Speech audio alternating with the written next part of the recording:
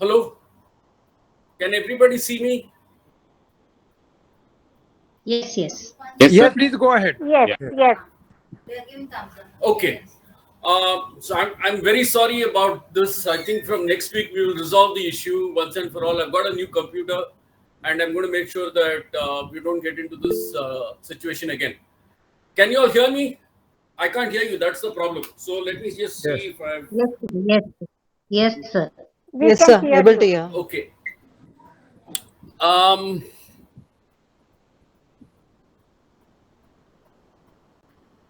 Okay.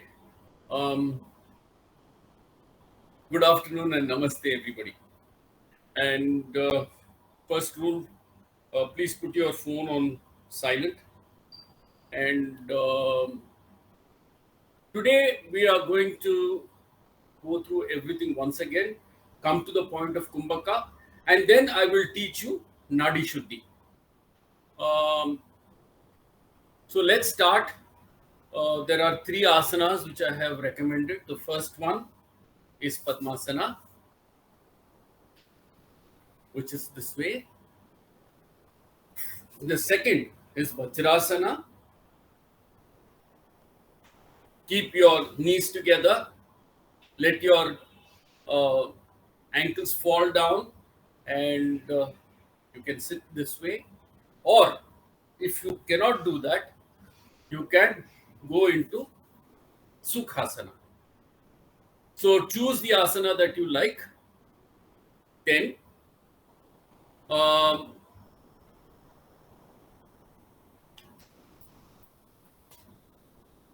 now I'm going to, and you have to choose the uh, mudra that you wish, so that the prana circuit is closed.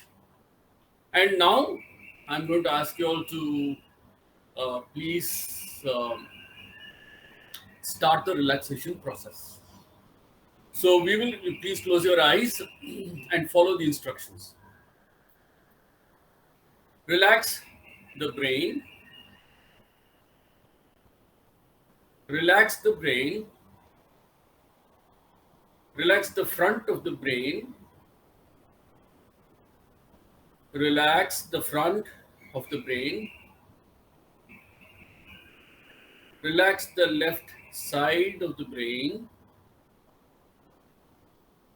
relax the left side of the brain, relax the rear of the brain, relax the rear of the brain, relax the right side of the brain, relax the right side of the brain,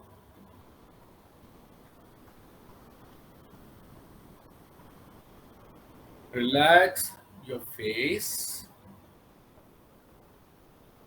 relax your face, relax your cheeks,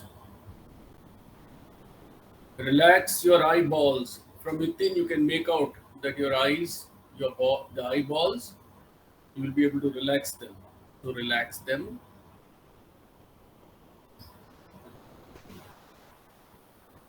Relax the throat. Relax the throat. Relax the shoulders. Relax the shoulders. Relax the chest. Relax the chest. Relax the back. Relax the back. Relax the arms. Relax the arms.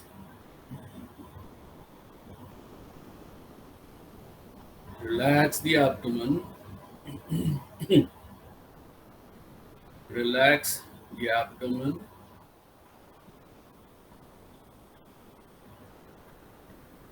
Now watch the abdomen as it goes out and goes in. Follow the breath as it comes in and as it goes out. Don't force the breath as it comes in. Just allow it to go in its own way. Let the breath come in, let the breath go out. In, breathe out. Now follow the breath at the nostril, at the septum, the bridge of the nose, at the top of the head, inside the nasal cavity.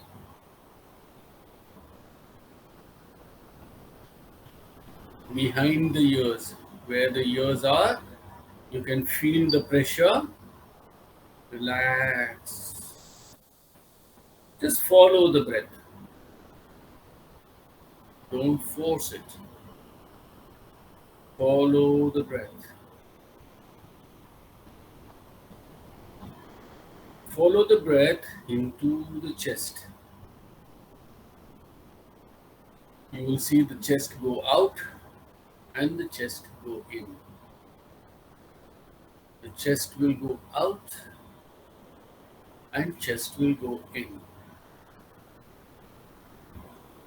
Let the entire body relax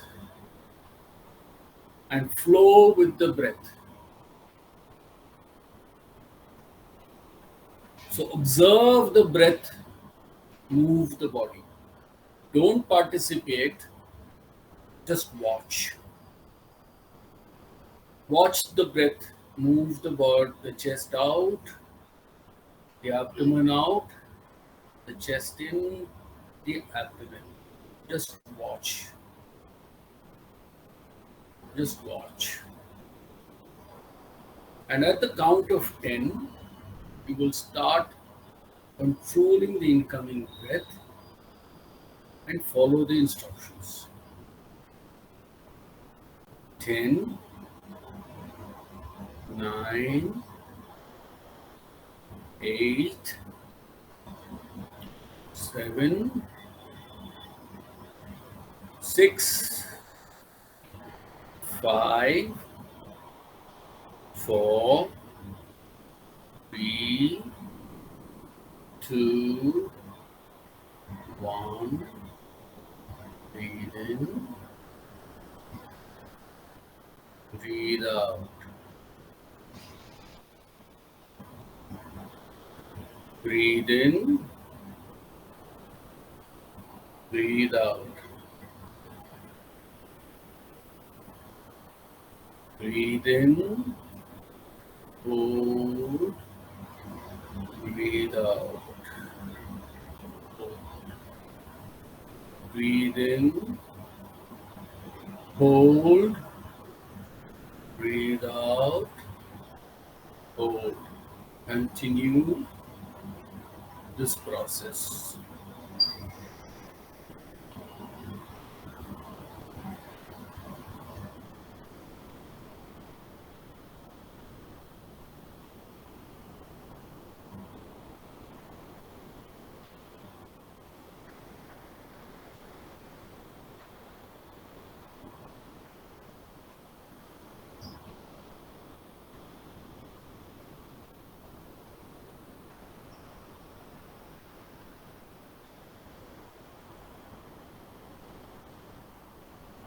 Please come back to the present. Now I'm going to speak about something that is very important when you follow the breath, and that is called the chitta or the consciousness. Like I have said in my earlier class, you will find that there is a certain part of your body which is following the motions, and there is the observer. The observer is the Purusha, and the awareness that it gives is your prajna or awareness. Now, when you're forcing the body to move in a particular direction, very often you will find that a portion of the breath begins to get tight. It will feel tight, and that is the consciousness. Because what is happening is that the consciousness is being forced to move in a particular manner. It is not used to that. You're used to a reflex action of breathing, which is defined by the medulla oblongata and controlled by the pons, which is at the back of the neck. The pons controls the regulation of the breathing, and the medulla oblongata controls breathing itself. So, what is happening is that when the consciousness is moving, trying to change the direction of methodology of breathing, it begins to feel stressed. So, that is why the relaxation is so important. As you practice relaxation, then the consciousness begins to get more malleable. It is able to change, it is able to work in a manner which is easier for you to control the breathing. So, control of the breathing is not easy because you're used to reflex. Now, when you're making that reflex action into a conscious action, what you are actually doing is controlling the amygdala. So the amygdala begins to get reverse reverse engineered, if you want to call it that. It begins to start modulating itself, and as a result, the release of stress hormones like adrenaline and corticosteroids and steroids, cortisols, begins to drop. Now, that is why you need to practice the relaxation part before you start practicing the pranayama part. Because unless your body is totally stress free, you will not get the maximum benefit of pranayama. So, this again, I'm going to ask you all when we will breathe again the Puraka, Antara Kumbhaka, Rechaka, Bahira Kumbhaka. Here, I want you all to focus on trying to understand what is the consciousness. So there is a consciousness. You'll feel it like a buzzing sound within your head. Actually, the consciousness exists throughout. You can actually feel the consciousness everywhere. But that's a different part. We are not going to get into that. The right now, what I want you all to do is you will be able to see a certain amount of turbulence, a certain movement within the brain. So I'm going to ask you all to close your eyes, and I'm going to ask you to relax. You're already reasonably relaxed, so I'm not going to spend too much time on that relaxation part. I'm going to ask you all to relax, and then I'm going to ask you all to observe the breath, and then I'm going to ask you all to observe the consciousness. Whether you all are able to feel the buzzing or the movement within the brain, and you're able to observe it. Okay. So I'm going to close your eyes. I will count only up to five this time. Five, four, three, two, one. Relax.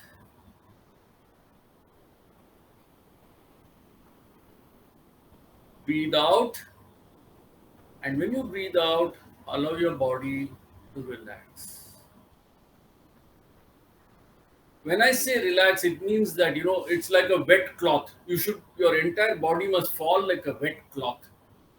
So it should be like very calm, relaxed.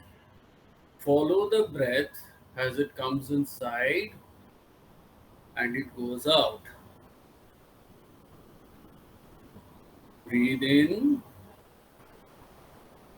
breathe out.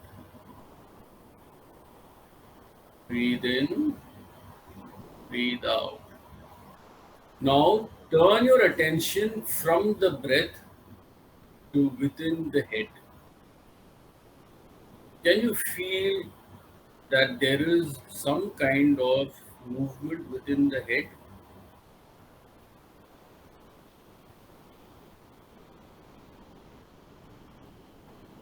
There will be some movement within the head. It could be turbulence, it could be just noise, it could be just very light kind of movement. It depends on how really relaxed you are.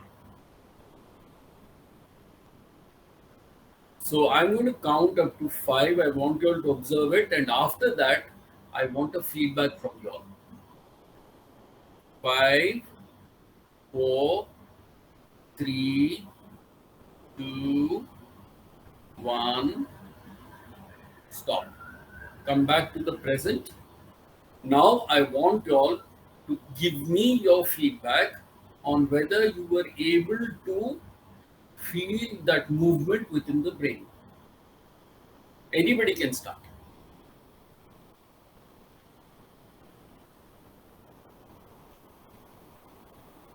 Hello, can you all hear me? Yes, sir. So somebody please give me your feedback.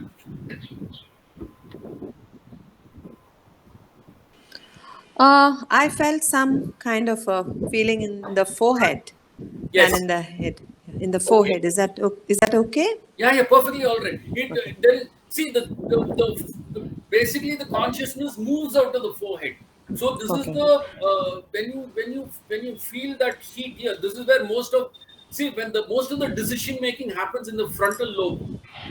So when you are feeling the consciousness moving out, that is perfectly all right. This is where your most of your memory stays, where most of your decision making happens. This is perfectly all right. That means your decision making area is where the consciousness is moving. That's There's perfectly. more like a pointed focus happening. Is that something like that? But you're not. I'm not asking you to focus. I'm asking you to observe. No, no, no, no, no. The feeling that I had was the Hmm. focus was going. I was not focusing, but the focus was happening at the forehead. Okay. Okay. Yeah. And has it happened before to you? Yeah, I told you the last time also. So I just feel some energy in the forehead, in At the one forehead. point, at a Yes, single point. yes, And are yes. you able to hold that point? I don't hold it, it stays. Okay. Okay. Yeah. Okay. Is So, that but normal? there is no discomfort. No, not at all. And after you finish the practice, does it stay? No, it wanes away. Okay. Yeah. Okay. But are you able to retain the feeling of calmness and There is relaxation? a super calm after that. Okay. So you're able to retain the calmness. Yes. Okay. The second question I have is, are you able to, when you are working, Hmm? able to observe yourself working? Like for In, instance, in, in in baby steps, yes. Yes. so you're able to observe yourself cutting vegetables, making a Yes. chapati, Yes. serving somebody. And there is also a reminder that happens to me that look, you're doing this. So it no, there is a reminder, and then I I'm in the like in that In the awareness zone. state. You Yeah. start zoning in. Yes. Okay, great. What about somebody else? So I felt very, very calm. I felt my heart rate coming down and it was calming itself. I felt very nice. And I feel like staying in that moment, feel like, staying there throughout, kind of, staying for a longer period of time. Excellent. So what is happening is as the breathing begins to regulate, the amygdala is telling your body that there is no threat anywhere. The threat perceptions are all coming down. And when once the feeling of security sets in, then your heart does not have to compensate for other things. Now let me ask you again the same question. Are you able to retain this after you finish the practice? Yes, sir, I can. I'm enjoying the process actually. And are you able to replicate it when you're cutting vegetables, making chapatis, when you're keeping a pressure cooker, when you're washing the dishes? Yes, sir, I can go back to that feeling all that I feel like, I feel like going back and whenever possible, Whenever I find time, I feel like going to that state of my mind. That is a great thing. Actually, you will notice one thing. You are able to sleep better if I'm not wrong. All of you. Those of you who practice. Yes, sir. Because what happens is that another thing you all can do is when you're just before you go to sleep, you try this practice. Within 30 seconds, you'll fall asleep. Try this when you before you go to sleep. Suppose you're not feeling sleepy, then you do the same relaxation technique. Within 30 seconds, you all will fall asleep. I can sleep anywhere using this technique. Anybody else? Uh, I feel the whole body is relaxed, Mm-hmm. and I feel it everywhere. The energy or whatever you may say, not necessarily only in the head or anything, Mm-hmm. but throughout the body. So you feel a No, I tejas. feel. You feel a tejas within Pardon? the body. Yes, I feel energetic. I mean, in the sense, I feel the energy flowing throughout the body, Now, not specifically any particular part. I perfect. mean, when I try to think about what about my hands, are my arms this? If I ask myself a question, yes, I can feel it there too. Can feel in my legs or head also, anywhere. It's So but it's not restricted only to head portion or any one part of the body. excellent. So okay, let's try and figure out what is happening to you. Now, in our system, there are. I'm going to talk. This is slightly aside. I would have taken it later on, but I think this is relevant right now. We'll probably come to it again later on. We have got five vayus. Okay. Now our prana Yes. flows in our body in five vayus. The first is the prana vayu. Prana vayu is the vayu that comes from all incoming inputs is prana vayu. The second vayu is the apana vayu. The apana vayu is all excretory function is controlled by the apana vayu, and it starts from the uh, below the what do you call the peritoneum. That is where this bag ends. That's where it starts. Vyana Vayu is the aura that we have around us. It is our personality. Our personality gets reflected in the Vyana Vayu. Udana Vayu is what comes out, which is actually express that manifests as communication. Communication, the way you look, you present yourself to the world, what we call swabhav. Very how we present our swabhav to the world is Jnana Vayu, Udana Vayu. Samana Vayu is the circulatory function which manifests as two. One is the circulatory function of your stomach, and the second one is the blood. What uh, somebody was talking about right now is Jnana Vayu. Jnana Vayu is your entire body is beginning to relax. When the body relaxes, the prana begins to go into all the nadis without any impediment. There's no stopping of the prana, which is moving into the various muscles and other aspects of your body, and that manifests as an energy throughout the body as an aura. And actually, if somebody could look, I mean, the way you look at the world and the way world is seeing you will change because of the kind of tejas that will radiate out of you. So, what your experience is actually Vyana Vayu. Anybody else? Eh,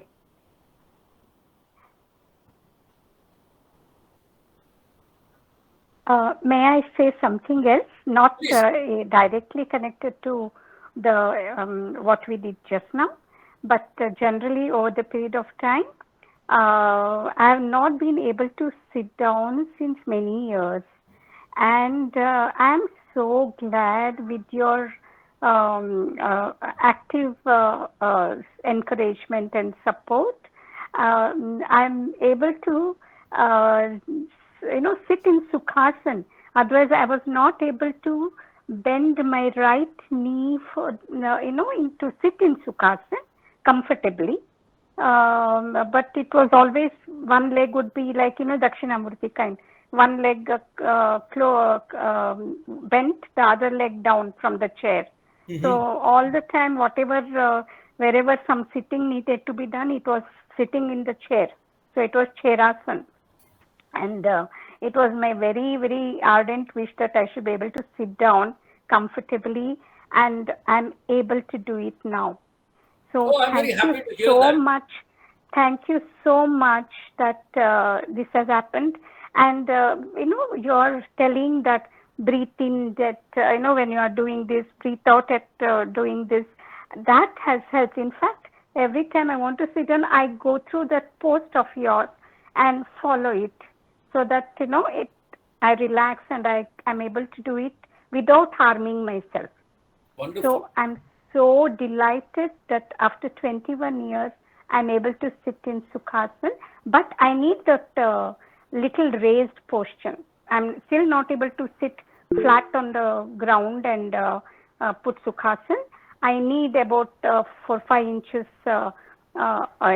raised cushion or a stool or whatever, Manekatta style. And then only I'm able to do. But still, this is a big achievement for me personally. Thank I'm you so so glad much. that we were able to add value to you. Milind sir, please. Milind sir, you wanted to say something?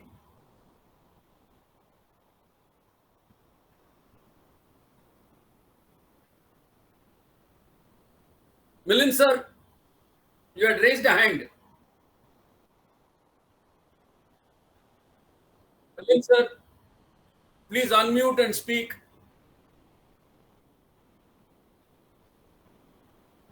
No, I just wanted to congratulate you because this is such a wonderful experience Madam has shared.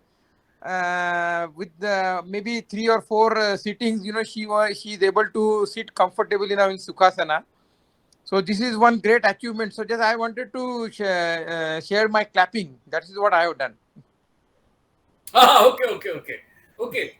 Now, I'm going to go into the next part because we are already a little behind time. We are going to now start Nadi Shuddhi Pranayama. Now, I would like to speak about the importance of Nadi Shuddhi Pranayama before I go into Nadi Shuddhi Pranayama. What is Nadi Shuddhi? Nadi Shuddhi means the Nadi is the channels through which prana runs. Now, what is that? Now, our muscles are made up of two components. One is the contracts, and the other one resists the contraction. So, suppose, for instance, this is the strand of muscle. So, one muscle, this is actually will work as a in tandem. So when you when you bend one muscle, this muscle will contract, and the other one will go under tension. So what will happen is that when you let go, it will swing back. What does this tell you? That for as long as you are in neutral position, there is a gap between the muscular strands. Now, that gap between the muscular strands is the nadi. And the nadi is where the prana runs. It moves in the nadi. And depending on the way you do breathing, the movement of prana will go commensurately. Which is why first I taught you all to relax. When you relax, the various nadis open out and prana begins to move. Which is why prana is called a vayu. Vayu means what? A channel, a current. A current is what prana is. So prana vayu means it goes as a current. So when you relax your muscles, the intermuscular spaces form channels through which your prana will run. The minute you get stressed, what happens? The muscles become tight, prana is unable to move. As a result of which, you become sick. Various tissues, if they don't get enough prana, then they begin to fall sick. And that is the fundamentals of health. There is nothing, this is not rocket science. If there are various tissues, for as long as the tissues are in neutral gear, there is movement of prana. When there is movement of prana, there is energy that is being given to the muscles, and everything is moving as it should. Which is why first I taught you all to relax. Then I taught you all to look at the body as a separate entity. Why? Because the minute you become involved in your body, automatically you will get stressed very easily. The minute you observe everything happening as a third person, you become like lotus in water. When you become like lotus in water, what happens? The entire kachada that comes on you does not impact you. You are able to get rid of it without any problem. When that happens, your muscles are all in a relaxed state.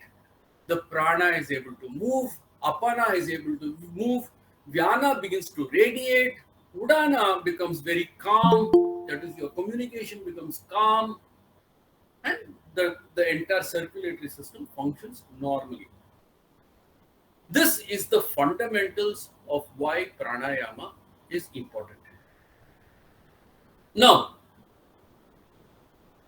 the key to the control of prana is that we must know that there are two major channels in the body. This is called the Ida or the moon channel. This is called the Pingala or the sun channel. The sun channel is the right, the moon channel is the left. Now, this controls emotion and this controls analytics. This is also evident in the brain. Our brain is split into two halves. This controls the emotions. This controls our ability to analyze. Most of the time, one of these is always dominant over the other. So, that is evident when you breathe. You'll find that one of these nostrils will be blocked all the time, which means that the other side, the one which is functioning, is dominant over the other. Which is why I asked you to sit in Padmasana. Because when one side is dominant over the other, then breathing will become imbalanced. The flow of prana gets impacted. So now what we are going to do is we are going to do what is called Nadi Shuddhi. In Nadi Shuddhi, the logic is very straightforward. You will take breath in through one nostril, hold, breathe out through the other nostril, hold. Breathe in through one nostril, the opposite nostril, hold, breathe out through the first nostril. So what happens in this case? You are alternating the nostril, the flow of air through the nostrils. When you do that, what happens is that brain, that part of the brain which is getting the flow, begins to first stabilize, then the other side begins to stabilize, and slowly the two begin to synchronize with each other. So when you do Nadi Shuddhi Pranayama regularly, what will happen is that your ability to analyze as well as control your emotions increases. That means what? Vivekam, the ability to discriminate, increases. Vairagyam, which is the ability to be dispassionate in decision making, increases. This is a very critical aspect of pranayama. This is why in the ancient times they used to do this regularly. When they did it regularly, what would happen is decision making was always balanced. There was an the empathy was there without the without becoming sentimental. You had empathy, but you did not go over the person. At the same time, you did not become extremely analytical. Because the empathy began to balance the analyticals. So the Vivekam as well as the Vairagyam were existing in decision making. And when you do this over centuries, you get people beginning to behave in a manner which is both empathetic as well as logical. And that is the foundation of common sense. And so this is a very important part. This is an important way in which you will learn. This is the one of the biggest advantages of learning Nadi Shuddhi Pranayama. Is there any doubt? Are there any questions? Because then I will teach you the practice. Please ask me if you have any questions.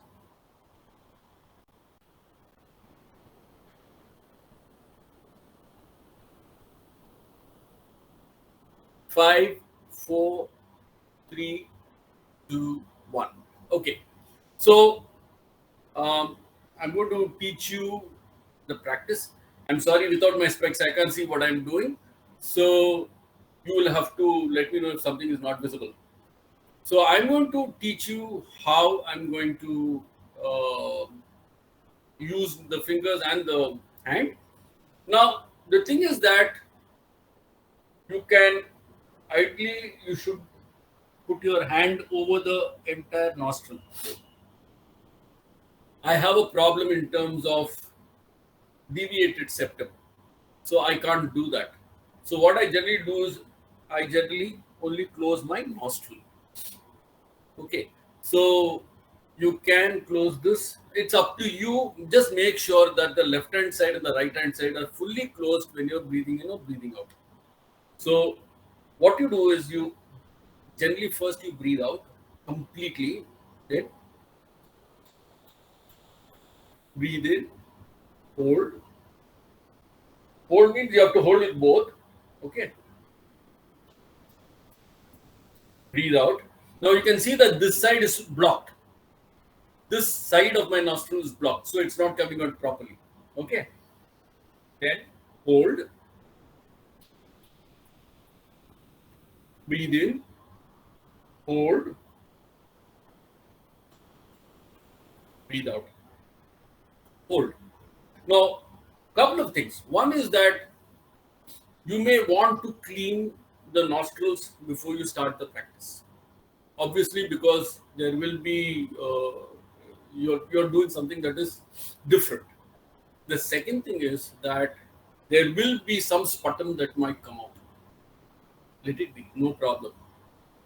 So these some first few days, this inability to regulate will also be there.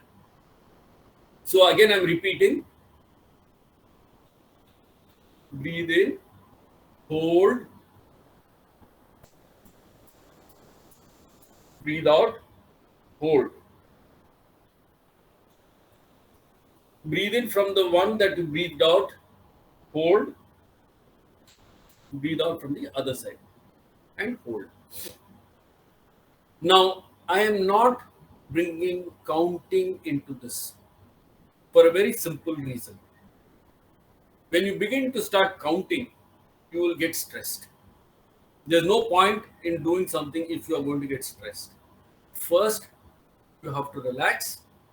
Then you have to breathe in and breathe, hold and breathe out. Breathe in, hold, hold, breathe out, hold.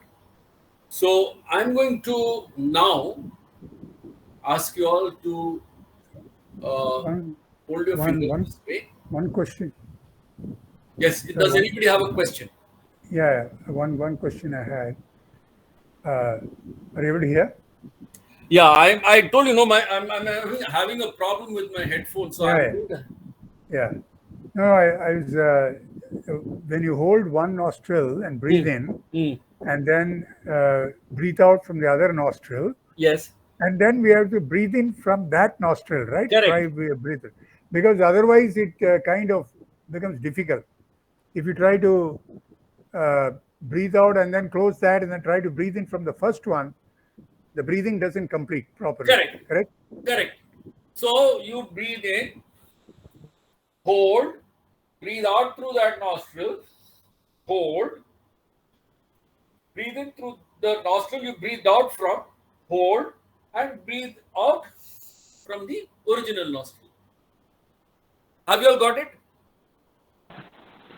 Sir, can you show the hands again, the fingers that you used? This one is one nostril. This one is the other nostril. Thumb and ring finger.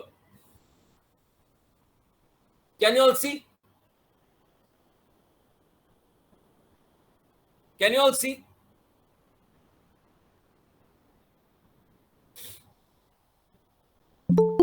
Your Is that little all finger right? is out or in close, sir? The two fingers here are closed. The ring finger is touching my ring finger is touching my left nostril. The thumb is touching my right nostril. And the two other fingers are inside. Can you all make out? Yes, sir. Thank you. Yes, yes. And we always use only one hand, right? Yeah, generally our predominant hand is the right hand. This is the right hand. We use it because the left hand is used for ablution. So we generally don't use this for cleanliness levels because we never know how clean our left hand is. Is that all right? Okay, sir. Thank you. From which side of the nostril should we begin? Should we begin from right or left, or how is it? Actually, there is no rule because at the end of the day, you have to balance the breathing between one and the other nostril. So if you are comfortable starting with this, go ahead. I mean, no, there's no problem. But make sure that you end in the same. You should have a cycle. The cycle should be completed. You cannot just leave it with one side.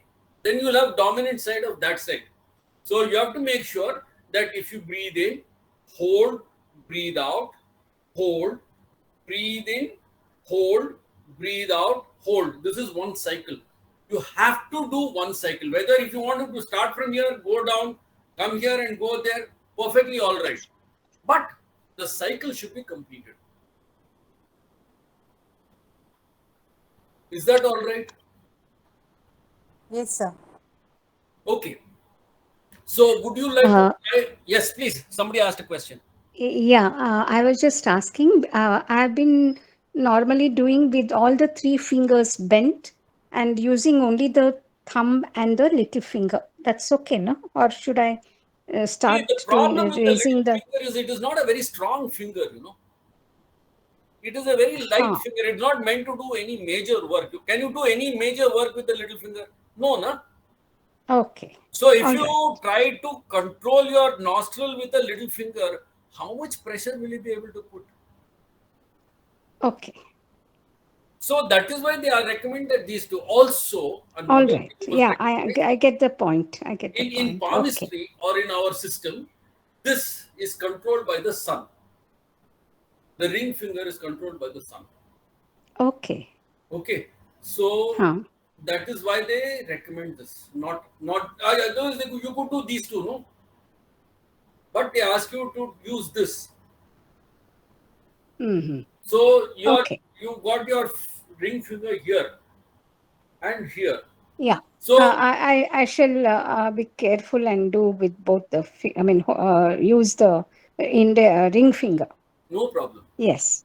Yeah. Eh, Thank you. No problem. Anybody else? Any other question? Okay, so let us start. 5, 4, 3, 2, 1. Breathe out. Close with the thumb and breathe out through that nostril, the other nostril. Now,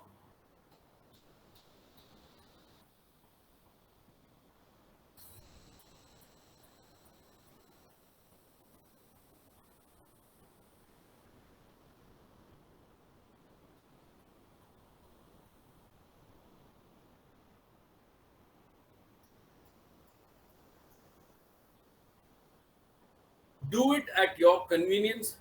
There is no need for counting. Just make sure that you're relaxed. Just make sure that the breathing is relaxed. Just make sure that you are taking it in through one, holding it, and taking it out through the other, holding it. So I'm going to allow you to do this for the next 30 seconds or so. Please try it yourself, and then give me a feedback as to what problems you face so that I can resolve it.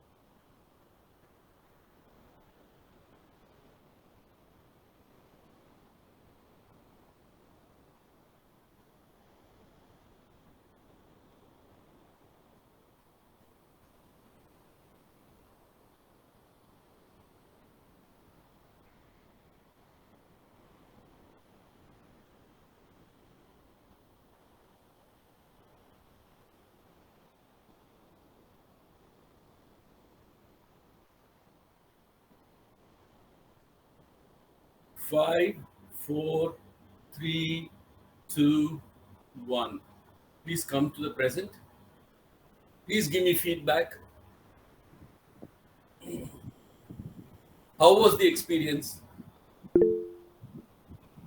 Yes, Anand sir. Yeah.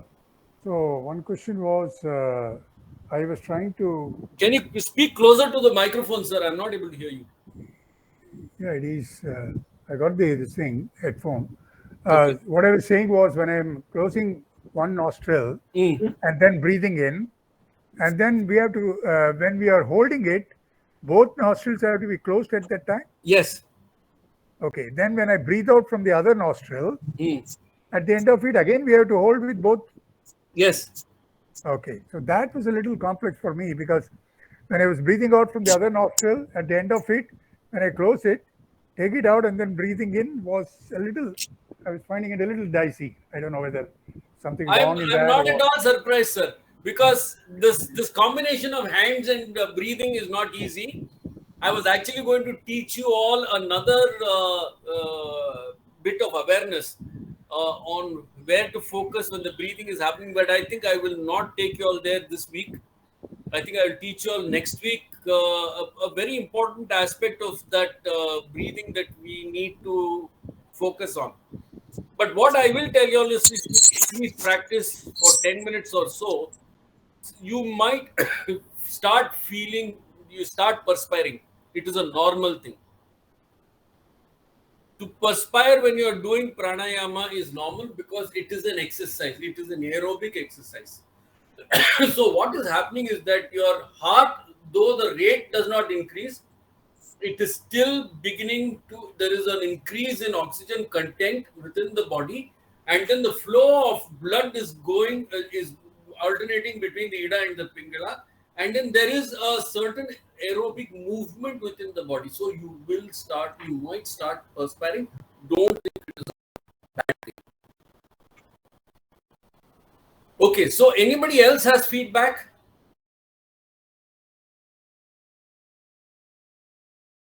Namaste. Namaste, Guruji. Yeah. So while I am doing this, first we breathe out from our right, no, left nostril. I did so.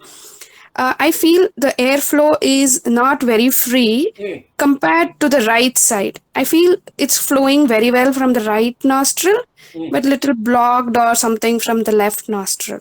Perfectly normal. See, it means that the dominant side is the one where the flow is free. I have the same problem. Today, my left nostril is blocked. So I'm having a problem with moving the air properly through my right nostril. Do not worry too much about it. So you'll find that when you're doing it in the morning, the most important thing is, please blow your nose before you start the practice. That is straightforward common sense. If your nose has got physical blockage, then you are not going to be able to breathe. The second thing is that very often, if you have a cold, you will have mucus here, and that will block your nose. Over time, I will teach you some asanas which will enable you to free the nostril. But for now, it is perfectly normal thing for you to experience one side to be blocked, the other side to be free. This blockage will change during the day. You will experience some will one day it will be blocked here, be more less blockage. Sometimes both will be free and things like that. It is perfectly normal. Do not worry about it. Yeah. Thank you so much. Anybody else? So the left palm will have to be placed on the lap. There's no mudra holding it, right? Yeah, this is the most comfortable thing actually. You can't if you can't keep. Some people say you keep one in Anjali Mudra, Chin Mudra, and the other one you do. Okay. Well, see, if you're not going to be comfortable, Okay. then you're not going to be able to practice it properly, no? Okay.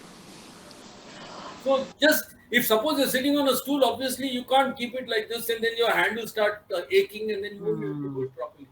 Okay. Anybody else? And when breathing in from one side, Hmm. there is this feeling that the breath is coming in from full side of that face. Is that okay? Yes, that is perfectly all right. Okay. That is perfectly all right. I mean, uh, whether you breathe from one side or the other, if you feel the air going, what is happening is that your entire this entire air, the air is going in from the side, then it is going into the eustachian tube. The eustachian tube is linked somewhere here, and then it Okay. goes into the pharynx, your thyroid, and then it's going into the chest. Okay. Yes, sir. Milind sir and Ellen sir. First, Okay. Milind sir. Thank you. No Yeah, I problem. just want to ask you one question, that while doing this Nadi Shuddhi pranayama, what should be the situation about your stomach?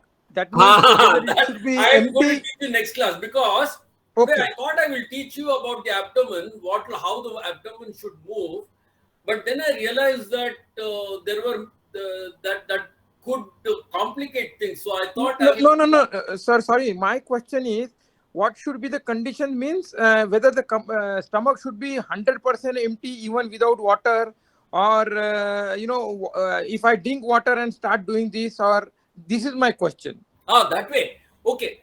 20 minutes before you practice pranayama, you should stop drinking fluids. 2 hours before practice of pranayama, you should stop solid foods. Okay, okay. Because Because I am otherwise, doing. what will happen is you'll start burping. See, what will happen is when you start practice of one important thing that you all must recognize is the minute you start the practice of pranayama, if there is, see, this is your stomach is here, okay, the top of the stomach is always a little free because it holds gas. So when you start the practice of pranayama, your diaphragm will start moving up and down. When that happens, you'll start burping. It's normal. Don't feel bad about it. Go ahead and burp loudly. Don't worry about it because what is happening is that the residual air is moving out. Once the residual air moves out, then the diaphragm begins to move freely. So if you please try to stop eating 2 hours before pranayama and stop eating drinking fluids 20 minutes before. Okay, Okay, thank you. no problem. There was a question that somebody asked how many cycles we should do. Now there is really no rule. My recommendation is, as soon as you wake up, you perform your ablutions, wash your face, sit and do for 10 minutes. Then in the evening, do for 10 minutes. This is uh, I do it this way. Now, I don't expect you all to do it this way because everybody has his own constraints. I would even say that suppose you're sitting in a train and you're going somewhere, do it. No. कौन पूछने वाला? Who's going to ask you? It's your nose, it's your breath. No, do it. Nobody's going to ask you anything. So the thing is that you have to look. The opportunity is there. Whether you use it or not is up to you. If suppose you're sitting in a bus and you're doing nothing, why waste time? Follow the breath. Be relaxed. Learn to relax. So what happens is that the body begins to get conditioned do a process of relaxing at any time. So it becomes a relaxed state of existence. And at the end, what happens is that your responses also begin to get relaxed. That's all it is. The entire business of yoga is common sense. There is nothing great in it. So it's all practice, practice, practice. Ellen, sir, you had raised a hand. Yes, sir. Oh, sorry. I wanted to know the total, the duration. So we start with the regular pranayama and then followed up with Nadi Shuddhi. So can we say 5 minutes of that and 5 minutes of this? No, see, actually, as you begin to increase Nadi Shuddhi, the other one that I spoke about was only introduction to pranayama. That is, for people who have never done it before, see, a lot of people today talk about, in many classes, they say you must control the breath, you must control the breath. That is not really the way to do things, because the minute you try to control the breath, you begin to get stressed, you begin to increase stress. And the prana does not flow within the body. The nadis start getting congested. That is not the intent of pranayama. The intent of pranayama is to make sure that the flow of prana within the body is as the swabhava of the body is. So so the point is that slowly as you begin to master the techniques of pranayama, I'm assuming that it will become reflex. You will actually be able to start breathing in that same relaxed manner without having to practice breathing in a relaxed manner. Have I answered your question?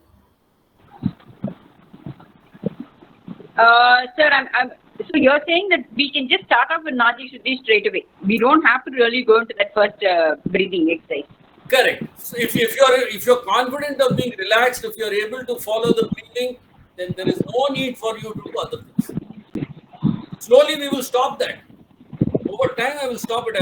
I'm going to assume that you're all going to be practicing. I'm going to assume that you'll get relaxed when you're breathing and not be stressed. And slowly I will close that. There is no need, no. Okay, sir. Thank you. See, that technique you can use. Suppose you're standing in a train and you cannot do, you feel very hard. So if you feel that way, then suppose you're in a train, you're going, then simply do the breathing without having anybody to. So nobody's watching you, you don't feel conscious, but quietly you're doing your breathing, you're doing your relaxation, and you might even fall asleep in the train. That's also normal. When you get up, you continue again because you're fresh. When you're fresh, you'll be able to breathe better.